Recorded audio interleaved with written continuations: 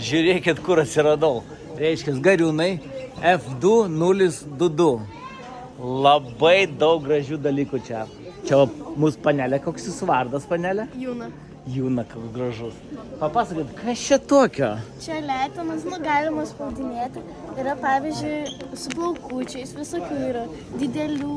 Va, šitą labai gražiai, ne? Aha. Čia taip galima, ne, daryti? Jo, su blizgučiais, tada šviečiančios. Va. Niekas... Skiukačiukų. Į čia irgi galima taip? Taip.